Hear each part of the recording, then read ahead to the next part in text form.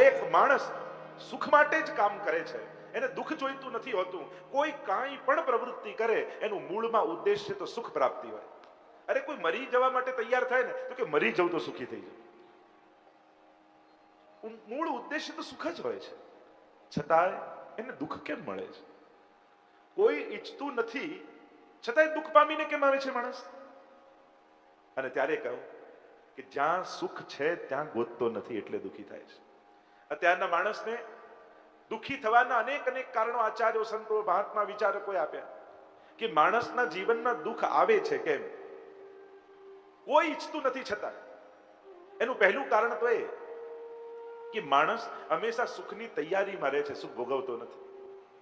Preparation જ કર્યા કરીએ અને જ્યારે પણ સુખ આવે ને તો રાહ તો દુઃખની જ જુએ કે હમણાં ભેગું કરી રાખો ને, દુઃખ આવશે ને ત્યારે કામ લાગશે. એટલે આવે ત્યારે સુખી થઈ ન જાય એ દુઃખની પ્રતીક્ષા કરતો રહે છે, એટલા માટે દુઃખી છે. યા એને સુખ ભોગવતા નથી આવડતું એટલે દુઃખી છે, અથવા જ્યારે સુખ આવે ત્યારે સરખામણી કરવા બેસી જાય છે એટલે દુઃખી છે. કારણ કે એને ખાલી સુખી નથી થવું, એને બીજા કરતા વધારે સુખી થવું છે. અનેક કારણો આપ્યા દુઃખના. એમ કહેવાય કે આટલા લોકો સુખી ન થઈ શકે. જે આવક કરતા વધુ ખર્ચા કરવાની વૃત્તિ વાળો છે ને એના જીવનમાં દુઃખ બનેલું જ રહે, સદા એનું મન સંઘર્ષમાં જ રહે. બીજું, જેના જીવનમાં કોઈ બહુ મોટું વ્યસન ઘૂસી જાય ને એને કોઈ સુખી ન કરી શકે, એ દુઃખી જ રહે. ત્રીજું, જે ઘમંડી હોય અથવા લાલચુ હોય એને પણ સુખી ન કરી શકાય. અહંકારી વ્યક્તિ અને લાલચુ વ્યક્તિના જીવનમાં દુઃખ હંમેશા બનેલા રહે, કારણ કે અહંકારીને સતત એનો અહમ ઘવાયા જ કરે અને લાલચુને ક્યારે લાલચનો અંત ન હોય. પાંચમું, જેને દુષ્ટ અને મૂર્ખ વ્યક્તિની મિત્રતા હોય ને એના જીવનમાં દુઃખ આવવાનું છે, એને સુખી કરવો અઘરો. જેને આજુબાજુના સર્કલમાં મૂર્ખ વ્યક્તિઓ હોય ને દુષ્ટ વ્યક્તિઓ હોય પછી એને એવી જ સલાહ મળે રાખવા. અને છેલ્લી વાત, જે પ્રમાદી વ્યક્તિ છે એના જીવનમાં પણ દુઃખ બનેલું રહેવાનું, કારણ કે પોતે પ્રમાદથી પ્રવૃત્ત નહીં થાય અને બીજાને આગળ વધતા જોઈને દુઃખિત થયા કરશે. એમ ઘણા બધા કારણો દુઃખના આપ્યા છે. અનેક કારણોથી જીવનમાં દુઃખ પેદા થાય. આપ મહાપ્રભુજીએ કહ્યું દુઃખ ક્યાંથી આવે છે, કેમ આવે છે? તો કહ્યું પરમ સુખરૂપ પરમાત્માથી દૂર થવાથી જીવનમાં દુઃખ આવે છે. સુખના નિધિ સુખરૂપ પરમાત્મા છે. સ્વયં ચાણક્ય નીતિનું પહેલું સૂત્ર છે સુખસ્ય મૂલમ ધર્મ. સુખનું મૂળ ક્યાં? તો કે ધર્મમાં. ધર્મથી સુખ આવે. અને જ્યારથી જીવ ભગવાનથી દૂર થયો ત્યારથી દુઃખી થવાની શરૂઆત. સુખી થવાનો એક જ ઉપાય છે, જ્યાંથી સુખ પેદા થાય છે, જ્યાં સુખનો સોર્સ છે એ પરમાત્માના શરણે જતા. સુંદર ચર્ચા થઈ છે. આગળ સૃષ્ટિ વિષયક પ્રશ્ન કર્યો છે, સૃષ્ટિનું સર્જન કઈ રીતે થાય? અને ત્યારે મૈત્રેય મુનિ સૃષ્ટિ સર્જનનો ઇતિહાસ કહેતા ભગવાન ક્ષીરસાગરમાં ભગવાનના નાભીમાંથી કમળમાંથી બ્રહ્માજી પ્રગટ થયા. બ્રહ્માજીએ મનુ અને શત્રુપાને પ્રગટ કર્યા. આ પ્રથમ દંપતી છે, મનુ અને શત્રુપા. કહ્યું સાધુના લક્ષણ કેવા હોય, વૈષ્ણવ કેવો હોય, સાધુ કેવો હોય, 16 લક્ષણ બતાવ્યા. ભાગવતજીમાં સાધુ પુરુષના 16 લક્ષણ બતાવ્યા. અને એટલા માટે વૈષ્ણવે સતત વૈષ્ણવ બનવાની કોશિશ કરતા રહેવું જોઈએ. સતત પોતાના આચાર વિચાર ઉચ્ચારણ પ્રત્યેક પ્રકારથી મારી વૈષ્ણવતા કેમ વધે એનો પ્રયાસ કરો. 16 લક્ષણ બતાવતા કહ્યું તિતિક્ષવઃ કારુણિકઃ સુરદઃ સર્વદેહિનાં. પહેલું લક્ષણ વૈષ્ણવનું તિતિક્ષવઃ. વૈષ્ણવમાં સહનશીલતા હોવી જોઈએ. જે હક છોડે ને એ જ સાધુ છે. હક મારે એ ધૃતરાષ્ટ્ર દુષ્ટ છે. અને એટલા માટે સહનશીલ બનો. નાની નાની વાતમાં ઉશ્કેરાઈ જવાની જરૂર નથી. દરેક વાતનો તુરંત પ્રતિસાદ આપવાની જરૂર નથી. નહીં તો ઘણા લોકો એમ કે આપણે પાછળ વાત ના કરી, આપણે તો સીધે સીધું મોઢા પર કહી દઈએ. તો એ પણ કોઈ સારો ગુણ નથી, એ પણ કમજોરી છે કે તમે વાત સાંભળવા તૈયાર નથી. તુરંત પ્રતિસાદ એટલે કહ્યું ને, લોકો હવે સાંભળવા માટે નથી સાંભળતા, તુરંત રિએક્ટ કરવા માટે સાંભળે છે. સહનશીલતા હોવી જોઈએ. સહન કરતા કરવાથી મન વધારે મજબૂત થાય છે.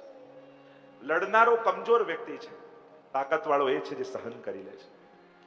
અને એટલા માટે સહનશીલતા એ વૈષ્ણવનું પહેલું લક્ષણ. સહન કરે સાધુ. કારુણિક, કરુણા મનમાં હોય.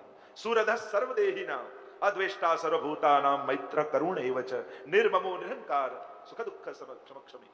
તેમ ગીતાજીમાં ભગવાન કહે છે સમસ્ત જીવોમાં આત્મભાવ રાખનારો જીવાત્મા એ સાધુ છે. શાંતાહ, જે પરમ શાંત હોય એ સાધુ છે. સાધવ, જે સીધો હોય એ સાધુ છે. 16 લક્ષણો અહીંયા પરમાત્માએ આપ્યા. સાધુમાં કેવા લક્ષણો હોય? લક્ષણ કહેતા કહેતા કહ્યું, સર્વ સંગ વિવર્જિતાહ, સંગ દોષ હરાહ, જે સંગ દોષથી મુક્ત છે એ સાધુ. જીવનમાં બહુ જ મહત્વનું છે તમે કોના સંગમાં રહો છો. કારણ કે જેનો સંગ રાખશો ને એવા વિચારો ધીમે ધીમે તમારા જીવનમાં આવી જ જશે.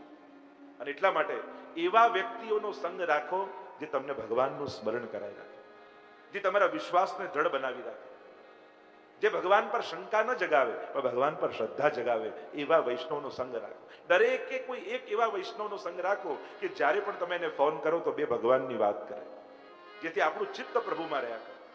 આમ 16 લક્ષણ ભક્તના આપ્યા, સાધુના આપ્યા. આગળ પ્રશ્ન કર્યો કે ભક્તિનું સ્વરૂપ શું છે? ભક્તિ કોને કહેવાય? એનું શું સ્વરૂપ? 4 પ્રકારની ભક્તિની ચર્ચા કરી. તામસ ભક્તિ, રાજસ ભક્તિ, સાત્વિક ભક્તિ અને નિર્ગુણ ભક્તિ.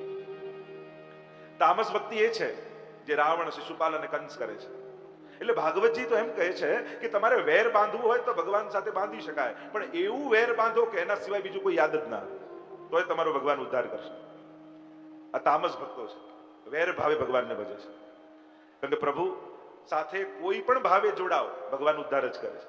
એટલે રાસમાં આવ્યું ને કે જ્યારે ગોપીઓ ભાગતી હતી પ્રભુ તરફ, ત્યારે પરીક્ષિત મહારાજે પ્રશ્ન કર્યો કે અરે ગુરુદેવ, આ તો કામ ભાવે, કાંત ભાવે દોડી રહી છે ભગવાન તરફ, પછી ભગવાન એમનો ઉદ્ધાર કેમ કર્યો? ત્યારે સુખદેવજીએ કહ્યું, કયા ભાવે દોડે છે ન જોઈશ, કોની ઓર દોડે છે એ જો. આ તો પારસમણી છે, અડતાની સાથે સોનું બનાવી દેશે.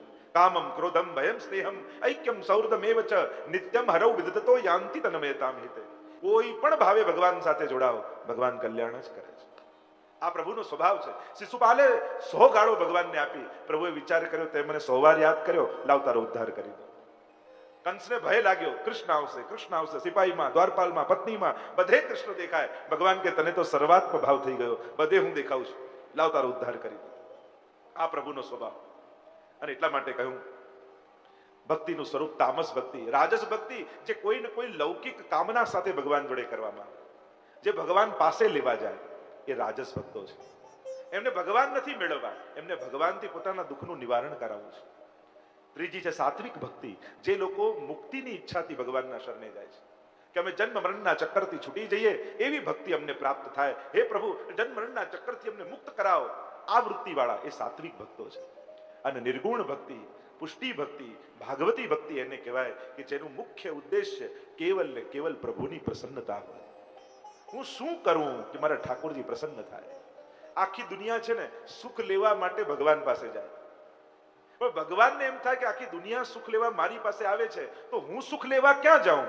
અને વિચાર કરીને ઠાકોરજી મહાપ્રભુજીના સેવકના ઘરે જતા રહે. કારણ કે આ વલ્લભનો સેવક છે, આ મારા સુખનો વિચાર કરે. આ સુખ માંગશે નહીં, આ સુખ આપવાની વૃત્તિ વાળો છે. અને એટલા માટે વાર્તા સાહિત્યમાં તમે જુઓ, જે જે વૈષ્ણવને ઠાકોરજીએ કહ્યું કે કંઈક માંગ, તે દરેક વૈષ્ણવે ઠાકોરજીનું સુખ માંગ્યું છે. આમ 4 પ્રકારની ભક્તિની કરી ચર્ચા. દેવહૂતિનો ઉદ્ધાર થયો અને ભગવાન કપિલ પૂર્વ તરફ પ્રયાણ કર્યું. ત્યાંથી પધાર્યા. તૃતીય સ્કંદને વિરામ આપીએ. ચતુર્થ સ્કંદે વિસર્ગ લીલા છે. વિવિધ પ્રકારનું સર્જન વિસર્ગ 31 અધ્યાયમાં મહાપ્રભુજીએ 4 પ્રકરણ બતાવ્યા. અને 7 પ્રકારે મહાપ્રભુજી ભાગવતજીના અર્થ કર્યા. શાસ્ત્રે સ્કંદે પ્રકરણે અધ્યાયે વાક્ય પદેક્ષરે એકાર્થ સપ્તધાજાનન અવિરોધેન મુચ્યતે. 7 પ્રકારે અર્થ. તો પ્રકરણ વિભાગ બતાવ્યા: ધર્મ પ્રકરણ, અર્થ પ્રકરણ, કામ પ્રકરણ અને મોક્ષ પ્રકરણ, જેને ચતુર્વિધ પુરુષાર્થ આપણે કહીએ છીએ. કે પ્રત્યેક જીવ આ 4 પુરુષાર્થ એના જીવનમાં સાધવા ઈચ્છે છે. મહાપ્રભુજીએ 4 એક સાધારણ જીવના 4 પુરુષાર્થ અને એક વૈષ્ણવના 4 પુરુષાર્થ, બંને જુદા છે. સાધારણ જીવ ધર્મ, અર્થ, કામ અને મોક્ષની ઈચ્છા રાખે, પણ વૈષ્ણવ માટે ધર્મ શું, અર્થ શું, કામ શું ને મોક્ષ શું? મહાપ્રભુજી સમજાવે છે, પુષ્ટિ માર્ગે હરિર દાસ્યમ ધર્મ, અર્થો હરિરેવહી, કામો હરિર વિદ્રુક્ષૈવ, મોક્ષ કૃષ્ણસ્ય ચેદ્રુવ. વૈષ્ણવ માટે કયો ધર્મ? યજ્ઞ, વ્રત, ઉપવાસ, યાત્રા, આ ધર્મ? તો કે ના, આ બધું એક જ જગ્યાએ એને મળી જાય. કે ક્યાં? કે ઠાકોરજીના ચરણારવિંદમાં. પુષ્ટિ માર્ગે હરિર દાસ્યમ ધર્મ, પ્રભુની સેવા, પ્રભુની દાસતા, એ જ વૈષ્ણવનો પરમ ધર્મ છે. અને એટલા માટે દૂર દૂર આપણે બેઠક જીવમાં જારી ભરવા જઈએ, પણ ઘરે પણ ઠાકોરજીની જારી ભરવી. આ ધર્મ ભગવત સેવા છે. અર્થ કયો? અર્થો હરિ રેવહી. આ પ્રભુ છે ને, એ જ આપણું સર્વસ્વ નિધિ. એટલે જ આપણે ત્યાં શબ્દ આવ્યો, આ અમારા નિધિ છે, આ મારું ધન છે. ધર્મ હિતે પાયો યહ ધન, ધર્મ હિતે પાયો યહ ધન. સાચું ધન કયું? કે જા ધન તે ગોકુલ સુખ લઈયત, સઘરે કાજ સમારે. જેના થકી વ્રજનું, વ્રજ ભક્તોનું સુખ મળે, એ જ આપણું ધન. તો એ ધન કયું? તો કે આપણા ઠાકોરજી. ભગવત સેવા દ્વારા તમને શું મળશે? કે વ્રજ ભક્તો જેવો આનંદ તમને મળશે, કે જે બીજી કોઈ સાધનાથી મળી શકે એમ નથી. ભગવાને જે વ્રજ ભક્તોને આનંદ આપ્યો છે, જે સ્વરૂપાનંદ આપ્યો, એ આ વિશ્વનો સર્વોચ્ચ આનંદ છે. અને એ આનંદ તમને ઠાકોરજી થકી મળશે. કામ કયો? કે કામો હરિર દિદૃક્ષૈવ. ભગવાનને જોવાની ઈચ્છા, એ જ વૈષ્ણવનો કામ પુરુષાર્થ છે. ક્યારે એને નિરખું, ક્યારે એને જોઉં, આજે તત્પરતા. મેરો મન ગિરધર છબી પર અટક્યો. દર્શન કરતા કરતા મુગ્ધ બની જાય વૈષ્ણવ, આ જેનું કામ. અને મોક્ષ કયો? મોક્ષ કૃષ્ણસ્ય ચેત ધ્રુવમ. ચિત્ત પ્રભુના ચરણોમાં લાગી જવું, એ જ વૈષ્ણવનો મોક્ષ છે. જે દિવસે તમારું મન ઠાકોરજીમાં લાગી ગયું, તમે ત્યાં બેઠા બેઠા મોક્ષનો અનુભવ કરી લો છો. એટલે તો મહાપ્રભુ કહ્યું, ચેતસ્તત પ્રવણમ સેવા. ચિત્ત પ્રભુમાં પરોવાય, એનું નામ જ સેવા છે. તો આ ચારે પુરુષાર્થની ચર્ચા કરી. અને મર્યાદા માર્ગમાં ધર્મ, અર્થ, કામ અને મોક્ષ. પ્રત્યેક જીવને આ ચારે પુરુષાર્થ જોઈએ છે. દુનિયાના દરેક માણસને ધર્મની આવશ્યકતા છે. કોઈ અધર્મ ઈચ્છતું નથી. ભલે પોતે કરતો હોય કે ન હોય ધર્મ, પણ પોતે ઈચ્છતો નથી. બધા આગળ ખોટું બોલતો હોય, પણ કોઈ એમ ઈચ્છે મારી સામે કોઈ ખોટું બોલે? કોઈ નહીં ઈચ્છે. બધા આગળ ક્રોધ કરતો હોય, પણ કોઈ એમ ઈચ્છે મારી સામે કોઈ ક્રોધ કરે? કોઈ નહીં ઈચ્છે. બીજાને ત્યાં ચોરી કરતો હોય, પણ કોઈ એમ ઈચ્છે મારા ઘરે કોઈ ચોરી કરે? કોઈ નહીં ઈચ્છે. નાસ્તિકમાં નાસ્તિક માણસ, ખરાબમાં ખરાબ માણસ પણ દુનિયાનો પોતાના માટે તો ધર્મ જ ઈચ્છે છે. કરી ન શકે જુદી વાત, પણ અધર્મની ઈચ્છા કોઈને નથી.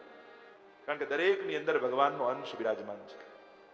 ધર્મ, અર્થ, દરેકને સુખના સાધનો જોઈએ છે. અને સુખી થવું કઈ પાપ નથી. ઘણી વાર લોકો ધર્મના નામે જ કે બસ સંપત્તિ ખરાબ, આ ખરાબ, ઘર ખરાબ, પેલું. સુખી થવું એ કોઈ પાપ નથી. ભાગવતજીમાં જેટલા ભક્તોની કથા આવે છે ને, એ બધા રાજા મહારાજા જ હતા.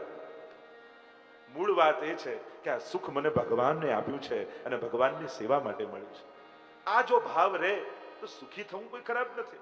ઘણી વાર લોકો ધર્મના નામે ગરીબીને પ્રેમ કરવા લાગે છે. તો ગરીબી અને ધર્મ, આ બંનેને કોઈ તાલમેલ નથી. એમની માનવું કે ગરીબ હોય ને ભગવાન જલ્દી મળે, પૈસા વાળા હોય ને ના મળે, આનો કોઈ વિરોધ નથી. ઘણી વાર આપણી સમજ એવી થઈ જાય છે, ભક્તને ભગવાન મળે બસ. એ ગમે તેટલો સંપત્તિવાન હોય યા નિર્ધન હોય. અને ભક્તો પણ નિર્ધન જે છે એ કોઈ એમના ભાગ્યને કારણે નહીં, એ એમને પસંદ કરેલું છે. માનસિંહ રાજા કુંભનદાસને આરસી આપવા ગયા, રત્ન જડિત. અને કુંભનદાસજી કહે, ભગવાનથી મારું મન બીજે જાય એવી કોઈ વસ્તુ મને ઘરમાં ન જોઈએ. કારણ કે ક્યાંક મને ચિંતા થઈ જાય કે અરે આને સાચવવું પડશે, તો મારું મન ઠાકોરજીથી બીજે ગયું. પણ જો એમ લાગે કે આ બધું પ્રભુ માટે છે, પછી તો જે વસ્તુ જોઈએ તો ઠાકોરજી યાદ આવે. અને એટલા માટે અર્થ, ત્રીજું છે કામ પુરુષાર્થ. દરેકના જીવનમાં અનંત કામનાઓ છે. અને ચોથો પુરુષાર્થ એ મોક્ષ. મુક્તિ એ મનુષ્યનો સ્વભાવ છે. જે મેળવ્યું છે એનાથી છૂટીને એને મજા આવે છે. જો તમે તમારું ઘર બાંધ્યું, સરસ રીતે રહેતા હો, પણ એ જ ઘરમાંથી 1 વર્ષ સુધી તમને કોઈ બહાર ફરવા ના લઈ જાય, તો આખું ઘર માથે લઈ લો કે નહીં? પણ પહેલા ઘર બાંધવા માટે ગિરિરાજજીની માનતા રાખી કે ગિરિરાજ બાબા પરિક્રમા કરવા આવી, એક ઘર પોતાનું બની જાય, સરસ થઈ જાય, બની ગયું. પણ હવે ઘરમાંથી બહાર નથી જતા તો પછી બંધન થઈ જાય છે. હવે બહાર જઈને મજા આવે છે. મુક્તિ મનુષ્યનો સ્વભાવ છે. બાળક એમ કે એક બાળક થઈ જાય તો સારું થઈ જાય, થઈ ગયું. આ સ્કૂલે જાય તો શાંતિ, એમ થાય ને? જે મેળવ્યું છે એનાથી છૂટીને આનંદ આવે. પણ સીધી વાત, તમે જોબ ઉપર કમાવા બેઠા હો ત્યારે વધારે મજા આવે કે શોપિંગ કરવા ગયા હો ત્યારે વધારે મજા આવે? ખર્ચવા જાઓ ત્યારે વધારે મજા આવે?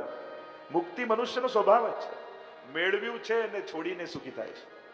આ મુક્તિનો સ્વભાવ મનુષ્યનો બહુ સહજ છે. તો આ 4 પ્રકરણ વિભાગ. ધર્મ પ્રકરણમાં મનુની કન્યાના વંશમાં બોલો યજ્ઞ નારાયણ ભગવાન કી જય. જો આપણે ત્યાં છે ને દરેક દેવી દેવતાના જેટલા તહેવારો છે બધા ઉજવાય છે, પણ પ્રભુ પર. ગણેશ ચતુર્થી આવે તો દંડા ચોથ આપણે ત્યાં ઉજવાય, નવરાત્રી આવે તો એ ઉજવાય, શિવરાત્રી આવે તો ઠાકોરજી વાઘાંબર આદિ ધારણ કરે, જોગી લીલા આપણે ત્યાં રાધાષ્ટમી હવેલીઓમાં થાય. બધાનો સ્વીકાર છે આપણે ત્યાં, પણ દરેકને ભક્ત રૂપે આપણે ત્યાં સ્વીકાર્યા છે.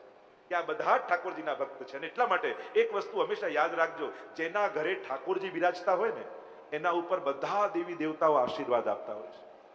દરેકના આશીર્વાદ એને સહજમાં મળી જાય છે. અને હું નથી કહેતો, ભાગવતજી જ્યારે દેવકીજીના ગર્ભમાં પરમાત્મા આવ્યા ને તો બધા દેવતાઓએ આવીને સ્તુતિ કરી અને પુષ્પ વર્ષા કરી. અને એટલા માટે વૈષ્ણવો, તમારે જુદે જુદે ક્યાંય આશીર્વાદ લેવા જવાની જરૂર નથી. પ્રેમથી ઠાકોરજીની સેવા કરો તો બધા દેવતાઓ ઘરે આવીને આશીર્વાદ આપી દેશે.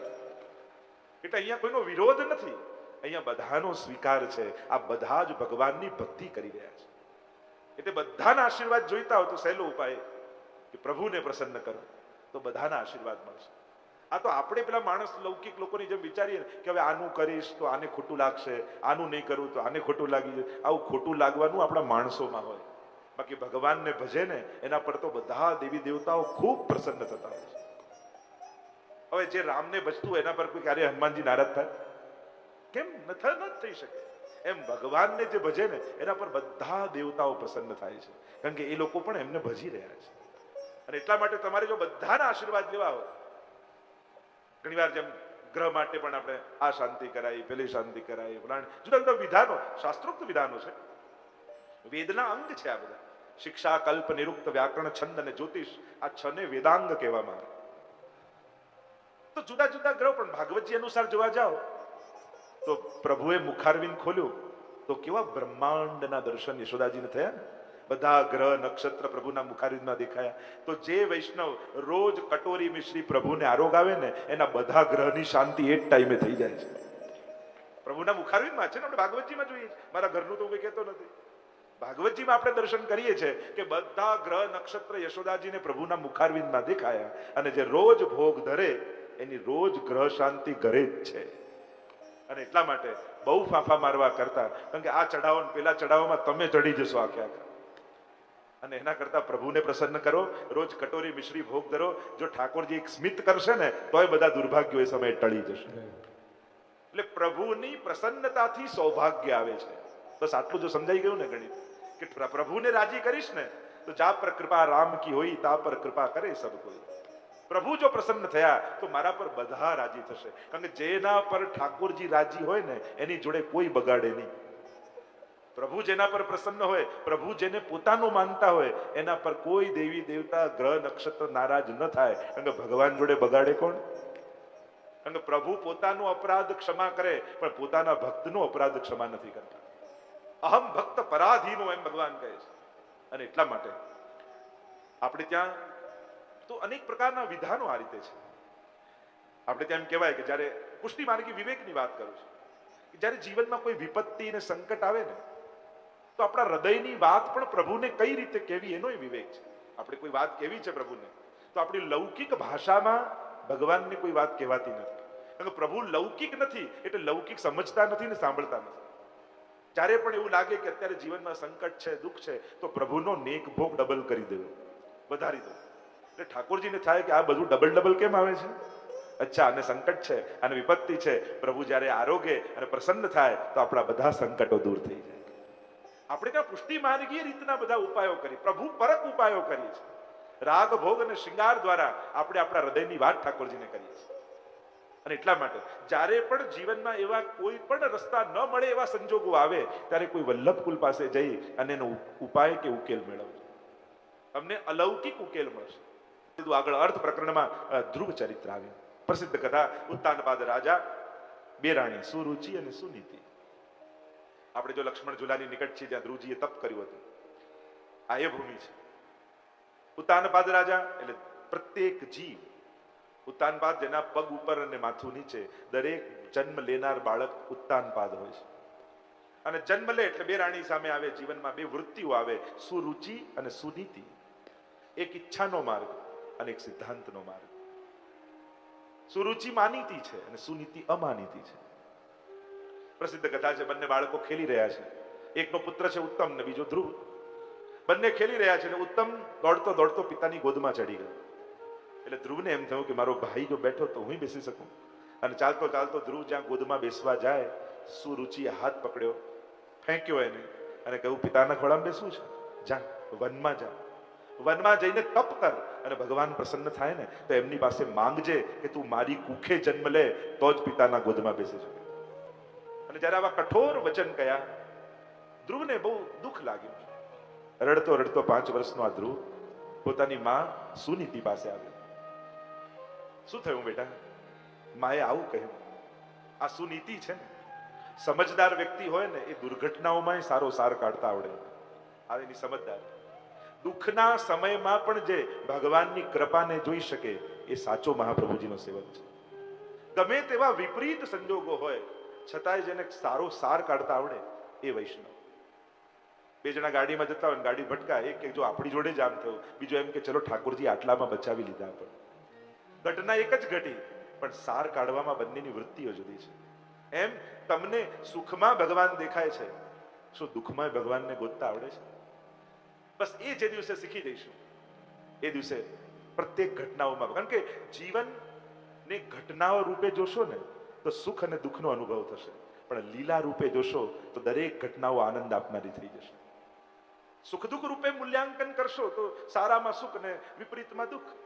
પણ તથૈવ તસ્ય લીલેતી મત્વા ચિંતામ ધૃતમ તજેત. महाप्रभु जी की आज्ञा है, ये सभी प्रभु की लीला है. અને લીલા રૂપે જ્યારે જીવનને જોશો કે આ બધું ભગવાન ખેલી રહ્યા છે ત્યારે એનો આનંદ આવવા લાગશે.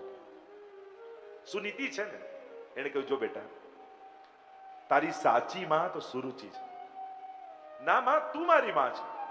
ના બેટા ધ્યાનથી સમજ. આ સુનીતિ માની સમજણ જુઓ. એ તો ઘણી વાર ઘરમાં એવું થાય, નાના બાળકો ઝઘડે, એમાં વડીલોના એવા ઝઘડા થઈ જાય કે પેલા બાળકો બીજા દિવસે ભેગા રમતા હોય, પેલા મોં ફૂલાવીને બેઠા. સમજણ જુઓ આમ કે છે જો બેટા તું મારો દીકરો છો, છતાં મેં તને આજ સુધી એવું નથી કહ્યું કે બેસવું હોય તો ભગવાનની ગોદમાં જઈને બેસ. તારી સાચી માં તો સુરુચિ છે કે જે તને કહે છે કે જા વનમાં જા, ભગવાનને પામ. તો બેટા એક વાત યાદ રાખ આજથી કે બેસવું હોય તો આજે જેનો ખોળો છે ને કાલે નહીં રહે એવા પિતાના ખોળામાં બેસવા કરતા એવા પરમ પિતાની ગોદમાં જઈને બેસ કે જ્યાંથી તને કોઈ ઊભો ન કરી શકે. એ પરમ પિતાની ગોદમાં જઈને બેસ. અને 5 વર્ષના બાળકને સુનીતિ વનમાં જવા માટે હા પાડે છે. આપણે તો જાપાની બારે ગેટ ન જવા દઈએ બંગલાના. અને આ ભારત વર્ષની માં એટલે જ કહ્યું, જ્યાં આદર્શ માતાઓ જે સમાજમાં હશે ત્યાં મહાપુરુષોની ક્યારેય કમી નહીં આવે. કારણ કે માનો પ્રભાવ વિશેષ રૂપે બાળક પર છે. અને એટલા માટે સુનીતિએ સહમતિ આપી ગયા છે. ધ્રુવજી, નારદજીને ચિંતા થઈ કે આ ક્યાંક આવેશમાં તો નથી ગયા ને, આવેશમાં ઘર છોડીને નથી જઈ રહ્યા ને. લાવ પરીક્ષા કરો. આવ્યા ધ્રુવજી પાસે. અરે વનમાં જાય ત્યાં તો ભયાનક પશુઓ હશે, હિંસક પ્રાણીઓ હશે, ઘનઘોર વન હશે, તને મારી નાખશે, તને ખાઈ જશે. ધ્રુવજી કહે કે મનમાં નિર્ધાર કર્યો છે, હવે બેસવું છે તો પરમ પિતાની ગોદમાં બેસવું છે. જોયા નારદજીએ કે નિશ્ચય અડગ છે. ગુરુ બન્યા નારદજી. મંત્ર 12 મંત્ર આપ્યો અને કહ્યું કે આ મંત્ર જાપ કરતો જા. ક્યાં જઈને તપ કરું? તો કહું વ્રજમાં જા. યમુનાજીનો પરમ પાવન કિનારો છે, મધુવન નામનું વન છે, જ્યાં અખંડ પ્રભુની લીલા થઈ રહી છે, ત્યાં જઈને તું તપ કર. એટલે તો મહાપ્રભુજી કહે ને, ધ્રુવ પરાશરાભિષ્ટ દે. તપ તો ઘણા કરે, પણ ધ્રુવજી પર આટલી જલ્દી કૃપા કેમ થઈ? કારણ કે રોજ યમુનાજીના પાન કરતા, એટલે ધ્રુવજી પર જલ્દી કૃપા થઈ. આ યમુનાજીની કૃપાને કારણે ધ્રુવજી પર બહુ પ્રસન્ન થયા.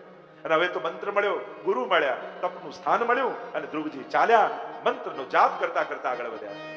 ओम नमो भगवते वासुदेवाय. ध्रुव जी आए हैं मधुवन में, यमुना जी का पान करके तप करते हैं. अन्न जल का त्याग किया, फलाहार पण छोड़ी दीधो. एक ज आत्मा सर्वत्र व्याप्त છે. આત્મનસ્તુ કામાય સર્વપ્રિયમ ભવતિ. વિશ્વના પ્રત્યેક જીવનો એક સૂત્રીકરણ શું છે કે બધાની અંદર એ એક જ આત્મા વ્યાપેલો છે. એ જ પરમાત્મા દરેક જીવાત્માની અંદર આત્મા રૂપે બિરાજેલો છે. અને સર્વાત્મ ભાવ થયો, સર્વમાં આત્મભાવ થયો. અને ધ્રુવજીએ પોતાની શ્વાસો રોકી તો ત્રિલોકની શ્વાસો રોકાવા લાગી. દેવતાઓ ગભરાયા, ક્યાંક મારું ઇન્દ્રાસન કોઈ ન લઈ જાય. અને દેવતાઓ ઇન્દ્રને આગળ કરીને ભાગ્યા પરમાત્મા પાસે. હે પ્રભુ, મારું ઇન્દ્રાસન. ભગવાન કહે આ કોઈ ઇન્દ્રાસન માટે તપ નથી કરતો, આ તો મારો ભક્ત મને મેળવવા માટે તપ કરે છે. ધ્યાનમાં આવ્યા પરમાત્મા. ચતુર્ભુજ નારાયણને ધ્યાનમાં જોઈને પરમ પ્રસન્ન થઈ ગયા ધ્રુવજી. વાનીથી સેવા થાય, ધનથી સેવા થાય, સગવડતાથી સેવા થાય, ઘરથી સેવા થાય. આ બધાથી સેવા થાય, આ કશાથી સેવા થતી નથી. સેવા એ જ કરી શકે છે જેના હાથે ઠાકોરજી સેવા લેવા માંગતા હોય. બાકી દુનિયામાં જો આ બધાથી સેવા થતી હોત ને તો ઘણાને મોટા ઘર છે, ઘણાને સંપત્તિ છે, ઘણાને યુવાની છે, ઘણાને ધન છે, ઘણાને બધી સગવડતા છે, છતાં એ સેવા નથી કરી શકતા. જો આવી વ્યવસ્થાઓથી સેવા થતી હોત તો વ્યવસ્થાઓ તો ઘણાને છે, પણ પ્રભુ જે હાથે લેવા માંગે ને એ જ હાથ સેવા સુધી પહોંચી શકે છે. પ્રભુ જે આંખને દર્શન આપવા માંગે ને, કારણ કે જો દુનિયામાં આંખો બધાને મળી છે, આપણે ભાગ્યશાળી છીએ કે આપણી આંખોને દર્શને મળ્યા છે. કાન ભગવાને બધાને આપ્યા છે, પણ આપણે ભાગ્યશાળી છે, આપણા કાનને કથા મળી છે. જીવા ભગવાને બધાને આપી છે, આપણી જીવા ભાગ્યશાળી એટલા માટે છે કારણ કે આપણી જીવા ઉપર ભગવાનનું નામ છે. આ સૌભાગ્યની નિશાની છે. આમ ધ્રુવજીએ સુંદર સ્તુતિ કરતા કહ્યું કે મને ભગવદીઓનો સંગ આપો, ભક્તોનો સંગ આપો, કે જેની સાથે ભગવત ચર્ચા કરતા કરતા હું આ સંસારને ભૂલી જાઉં અને ભવસાગર પાર ઉતરી જાઉં. એવા લોકોનો સંગ આપજો કે જે મારી લૌકિકતાનું નિવારણ કરે. એટલે પહેલા જ દિવસે હું કહેતો હતો ને, મીઠું મીઠું બોલી બોલી જે લૌકિકમાં ખેંચી જાય એના કરતા કડવું બોલીને જે ભગવત કાર્ય કરાવે ને એ વૈષ્ણવ સાચો, એ વૈષ્ણવ સાચો. ભલે કડવું એની જુબાન લાગી પણ વાત તો સાચી હતી, કીધી એને કડવી રીતે, પણ કડવું બોલીને પણ જે ભગવાન તરફ આપણને લઈ જાય એ ઉપકારી છે. સુંદર ધ્રુવજીનું ચરિત્ર કહ્યું છે. ભગવાને ધ્રુવ લોક આપ્યું અને એટલે તો નાથદ્વારામાં ધ્રુવ બારી પણ છે કે જ્યાંથી અખંડ દર્શન ધ્રુવજીને ઠાકોરજી આપે છે. કેવા ભાગ્યશાળી ધ્રુવજી છે, એમને અખંડ ભગવત દર્શન થાય છે. અહીંયા કહ્યું આગળ ચરિત્ર ગાન કરતા ધ્રુવજીએ યક્ષોનો સંહાર કર્યા, લક્ષ્મણ ઝૂલા પાસે આવીને ધ્રુવજીએ તપ કર્યું છે, પણ ગંગાજીનો એટલો પ્રવાહનો અવાજ આવતો હતો કે ધ્રુવજીએ સ્થાન છોડીને જવા લાગ્યા. ગંગાજીએ કહ્યું કે અરે મારા કિનારેથી કોઈ ભક્ત જાય મને કેમ ગમે. જો તીર્થો પણ સંતો અને ભક્તોની પ્રતીક્ષા કરતા હોય છે. એટલે તો મહાપ્રભુજી માટે વલ્લભાખ્યાનમાં કહ્યું ને કે તીર્થ સકલ સનાથ કીધા ચરણ રેણુ સમાજ. આપણને એમ થાય કે દરેક તીર્થોમાં મહાપ્રભુજી પધાર્યા, બેઠકજી છે, તો મહાપ્રભુજીને તીર્થે જવાની શું જરૂર? તો મહાપ્રભુજીને તીર્થોની જરૂર નથી, પણ તીર્થોને મહાપ્રભુજીની જરૂર છે. તીર્થો પ્રતીક્ષા કરે છે કે આવા પાવન ચરણ જો અમારા પર પડે તો આ જેટલા લોકો પાપ મૂકી ગયા છે ને એ પાપમાંથી અમે મુક્ત થઈ જઈએ. કારણ કે જીવ પાપ મૂકીને તીર્થોમાં જાય છે, પણ જ્યારે મહાત્માઓ પધારે એ તીર્થોને પણ પાવન કરીને જાય છે. અને તીર્થો પાવન થાય છે મહાપુરુષોના ચરણોથી, અને બીજું તીર્થો પાવન થાય છે ભગવદ નામથી. અને એટલા માટે તીર્થોમાં જેટલા દિવસ નિવાસ કરો બંને એટલું ભગવદ નામ એ સમય લો, જેથી તીર્થોનું તીર્થત્વ પાછું પ્રાપ્ત થાય, તીર્થોના દોષો જાય અને તીર્થો પવિત્ર થાય. પ્રદૂષણ અનેક પ્રકારના છે. આપણે જેમ લૌકિક પ્રદૂષણની વાત કરીએ છીએ એમ આ આધિદૈવિક પ્રદૂષણ એ ભગવદ નામથી દૂર થાય છે. તો ગંગાજીએ કહ્યું કે હું શાંત થઈને વહીશ. ગંગાજી શાંત થઈને વહેવા લાગ્યા. મૃત્યુના મસ્તક પર પગ મૂકીને ધ્રુવજી ધ્રુવલોકને પ્રાપ્ત થયા.